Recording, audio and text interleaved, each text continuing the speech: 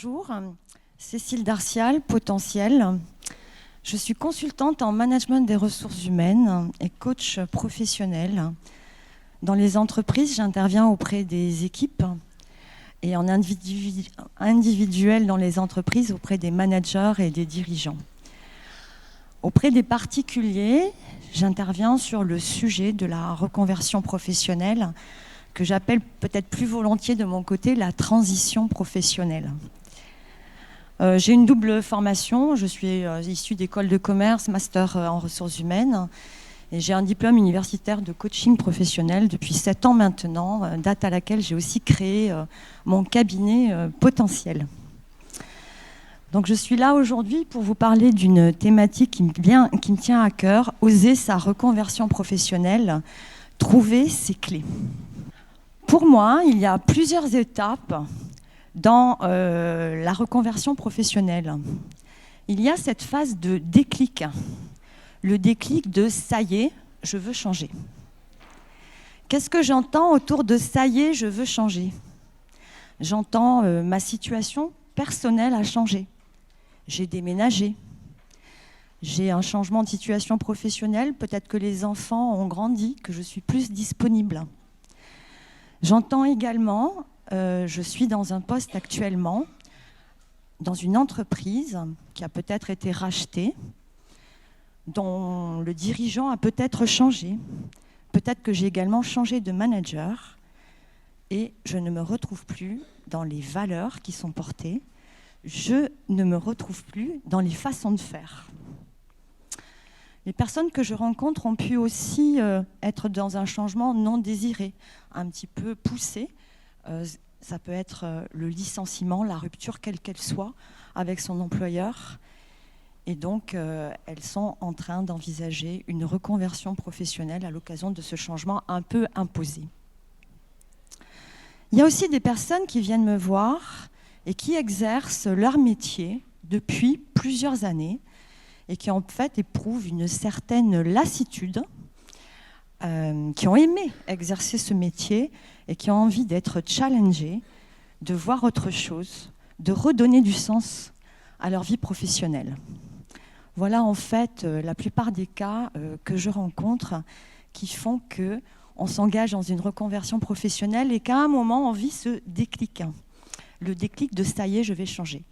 J'ai une opportunité qui me donne l'occasion de changer, de réfléchir à ce que j'ai envie de faire demain, dans quel parcours je vais m'engager. J'entends aussi, après le déclic, qui parfois est un soulagement, ce déclic. J'en pouvais plus, j'avais vraiment envie de changer. Après cette phase de déclic, il y a souvent la période des doutes. J'entends, est-ce que je vais être capable de, au sens de est-ce que je vais savoir faire ? Est-ce que je vais être capable de mener à bien ce projet ? C'est comment je vais m'y prendre ? Est-ce que je suis capable de savoir comment m'y prendre ? J'entends aussi, bien sûr, des questions de l'ordre financier. Est-ce que le projet, le rêve que j'ai, va pouvoir me permettre de satisfaire à mes contraintes personnelles et notamment financières ? Alors, qu'est-ce que j'ai envie de dire sur cette période de doute ? J'ai envie de dire que le changement impose ça.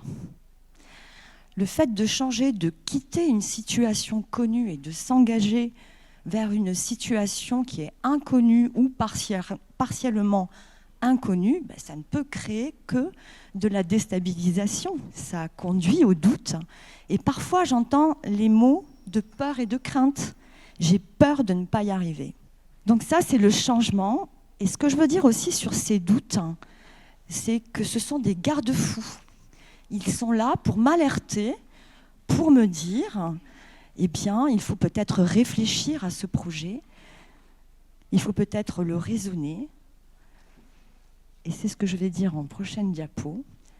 Pour moi, il est très important d'envisager sa reconversion professionnelle comme une conduite de projet et d'être le pilote de ce projet. Il faut piloter son projet, c'est un chemin en étapes. Trouver ces clés, ça va me permettre d'allumer le moteur du changement. trouver ces clés, c'est important.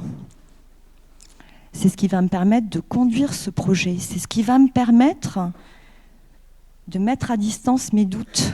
C'est ce qui va me permettre de surmonter des obstacles qui certainement se présenteront tout au long de ce parcours.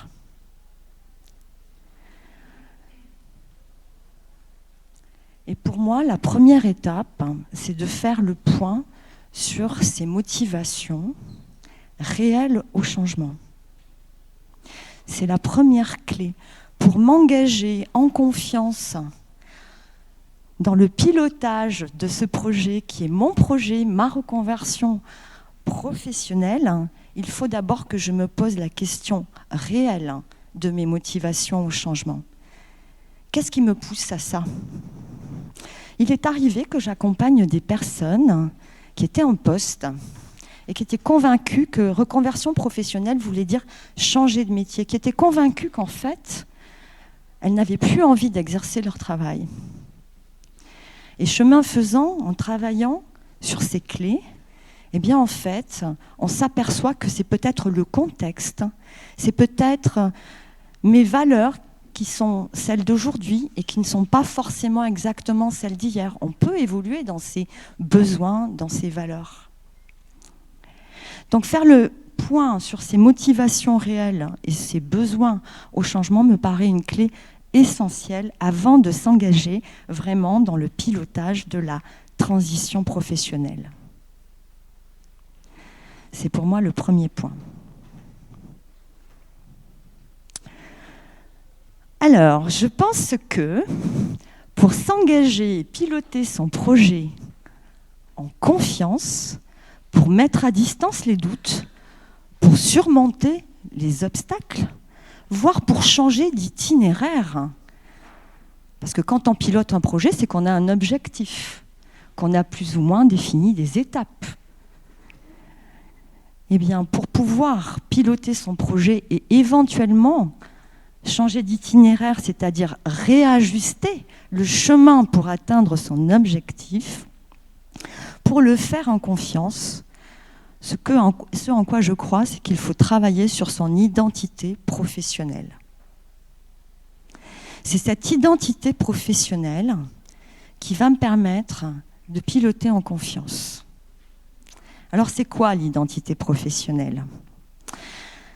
L'identité professionnelle, ce sont vos compétences. L'identité professionnelle, ce sont vos valeurs. L'identité professionnelle, ce sont vos besoins. Les besoins, ça peut être par exemple, dans quel contexte je souhaite exercer le métier auquel j'aspire, le poste dont je rêve, et par exemple de travailler sur l'équilibre vie pro, vie perso. C'est pareil, on n'a pas à tous les âges les mêmes contraintes personnelles. Donc pour moi, ce qui est très important, c'est ça. C'est comme, je vais donner l'exemple ce matin où j'étais en rendez-vous de coaching. C'est comme si demain, vous décidiez d'ouvrir un restaurant. Ben, vous allez lui donner un nom, vous allez élaborer un concept, vous allez élaborer une carte, vous allez avoir des horaires d'ouverture, des horaires de fermeture. Eh bien, c'est pareil. En fait, travailler sur son identité professionnelle, c'est comme une entreprise qui travaille sur sa marque et son concept. Donc pour moi, cette étape est essentielle et très importante. C'est celle-là qui va me permettre qui va vraiment guider mon projet. Pourquoi aussi travailler sur son identité professionnelle ? Pour pouvoir communiquer. Pour communiquer avec son futur employeur sur ce nouveau poste dont on a envie, dont on a dessiné les contours. Pour communiquer avec ses partenaires, des fournisseurs, des associés. Il faut être clair sur ce que je veux faire, comment je veux le faire, qui je suis, quelles sont mes valeurs aujourd'hui. Est-ce que nos valeurs sont communes ? C'est également la possibilité de pitcher, hein, être capable, quand je rencontre quelqu'un, quand je vais réseauter, parce que je pense que c'est important de réseauter, que ce soit pour trouver un nouvel employeur, pour créer son entreprise, quel que soit le projet de reconversion que l'on a, il faut être capable, en un temps réduit, c'est ça qu'on appelle le pitch, en un temps réduit de se présenter, de dire pourquoi on est là, qu'est-ce qui fait qu'on est là, comment on va le faire, comment on veut le faire. Sur mon site internet, vous pourrez trouver différentes étapes du projet de reconversion professionnelle, mais pour moi, celle-là, elle est essentielle. Elle est vraiment essentielle. Et je vous invite également à regarder une vidéo d'un TEDx de Simon Sénèque qui parle du why, du what et du how. Et travailler sur son identité professionnelle, c'est ça. C'est travailler sur le why, le pourquoi, et sur le what, qu'est-ce que je vais faire, et le how, comment je vais le faire. Pour moi, à partir de là, on gagne en confiance et on peut s'engager dans la conduite de son projet. Mon cabinet s'appelle Potentiel. C'est ce en quoi je crois. Je crois que nous avons tous un potentiel très riche et très important. Et ce en quoi je crois, et ce que je viens de vous dire, cette phrase l'image très bien. Ce que nous laissons derrière nous et ce qui nous attend n'est rien comparé à ce qui est en nous. Et c'est exactement le sujet de ma conférence. Pour oser sa reconversion professionnelle, trouver ses clés, ça consiste vraiment à travailler sur qui je suis, ce que je sais et pourquoi je veux aller là. Merci. Maintenant, c'est à vous de poser des questions et peut-être d'avoir des éclaircissements sur ces différentes étapes et voilà, à me poser des questions pour en savoir plus peut-être. Bonjour. Bonjour. Moi, j'ai une question. Quand on est absolument perdu et qu'on ne sait absolument pas par où commencer, alors j'ai entendu qu'il fallait effectivement commencer par soi-même pour essayer de trouver un peu sa voie, mais quand ça fait un moment qu'on cherche et qu'on ne trouve pas, est-ce que vous avez un petit conseil à donner ? Oui, j'aurais d'abord une question à vous poser parce que je suis coach et un coach, ça pose des questions. Est-ce que vous avez fait ce travail sur vos compétences, sur vos valeurs d'aujourd'hui, l'écrire, le formaliser, l'ancrer, le dire et le communiquer? Alors, j'ai déjà fait un bilan de compétences il y a quelques années, donc j'ai fait ce travail-là, donc ça fait quelques années, donc ça mériterait d'être refait. Après, coucher les choses sur papier, c'est pas forcément évident. En plus, je suis dans la communication, donc on dit toujours que les cordonniers sont les plus mal chaussés. Voilà. Donc oui, forcément, moi je pense que cette formalisation, les mots-clés, intégrer, comme le travail d'une marque pour une entreprise, pour moi c'est le même cheminement. Et ça se fait, pour moi, grâce à un accompagnement. Alors vous avez parlé de bilan de compétences il y a quelques années. Qui ne m'a pas vraiment convaincue, mais sur le coup ça m'a un peu aidée. Mais... Bon, je ne vais pas parler de bilan de compétences, moi j'ai fait le choix de ne pas utiliser cette modalité. J'ai fait le choix justement de travailler en reconversion professionnelle avec les modalités du coaching qui sont beaucoup plus libres et qui ne nous enferment pas dans un modèle, puisque le bilan de compétences, forcément, il y a des financements, donc il est extrêmement cadré dans les temps. Et donc, voilà, moi j'ai fait le choix d'une autre modalité de travail. J'ai déjà travaillé avec des personnes qui avaient fait des bilans de compétences, mais sans vouloir critiquer le bilan de compétences, qui n'est pas mon choix à moi. Je comprends que ce soit le choix d'autres. En tous les cas, ce que je veux dire, c'est que peut-être que ce qui s'est fait il y a quelques années pourrait être différent aujourd'hui. Voilà. Les situations changent, la société change, les outils évoluent, les opportunités évoluent. Moi, je fais partie de réseaux où j'entends des gens qui créent des entreprises. Je vais vous parler d'un exemple dernièrement. Quelqu'un qui arrive en région bordelaise et qui a créé une cuisine professionnelle en mode coworking. Bon, je ne savais même pas que ça pouvait exister. Ça veut dire quoi? Ça veut dire qu'il y a plein de choses nouvelles qui se créent et que, de mon point de vue, la modalité de coaching permet une créativité plus importante et une ouverture plus importante. Voilà.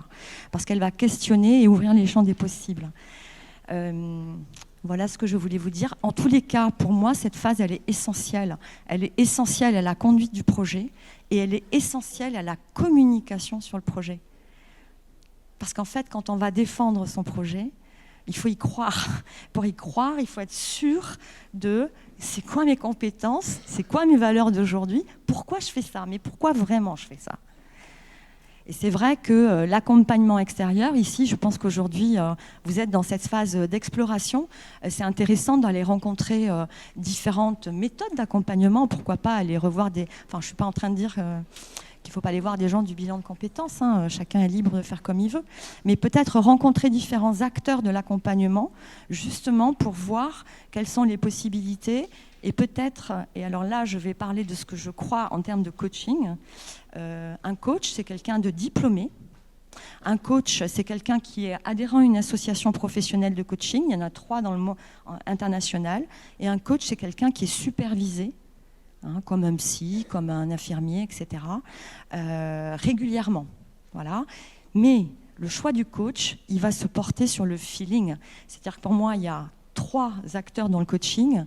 Il y a le coach, le coaché et la relation entre les deux. Et cette relation, elle est essentielle à la réussite de l'accompagnement. Ça veut dire aussi que ça, c'est important, de bien choisir la personne qui va vous accompagner, avec qui vous allez vouloir faire ce travail, qui est quand même un travail qui demande introspection, je ne sais pas si c'est le mot, mais en tous les cas, voilà, un coach, ça va confronter, ça va renforcer et ça va ouvrir. C'est ça notre travail. Je ne sais pas si j'ai complètement répondu à votre question. Un peu. Alors, si j'avais répondu... Le reste sera à faire. Si j'avais répondu complètement, j'aurais pu vous dire quoi? Je n'ai pas la réponse encore, c'est bien mon problème. Non, mais vous attendiez quoi, peut-être, comme autre type de réponse? Non, je ne sais pas, des outils, des méthodologies. Ok. Qui n'existent peut-être pas, hein, okay. Propres à chacune, je pense. D'accord. Donc moi, j'ai un master RH et j'interviens aussi en RH dans les entreprises. Donc effectivement, sur la partie compétences, j'utilise des outils. Mais avec la posture du coach. C'est-à-dire, le coach, c'est celui qui ne sait pas. Donc il pose des questions. L'idée d'un coaching, c'est justement de s'oublier soi, hein, et d'écouter l'autre et de lui poser les questions qui vont lui permettre de trouver ses propres solutions. Parce que ce qui peut être une solution pour moi n'est pas forcément une solution pour vous. D'accord? Donc, c'est aussi pour ça que je préfère travailler avec les modalités du coaching. Parce que je pense que c'est ça notre rôle, renforcer, ouvrir et confronter.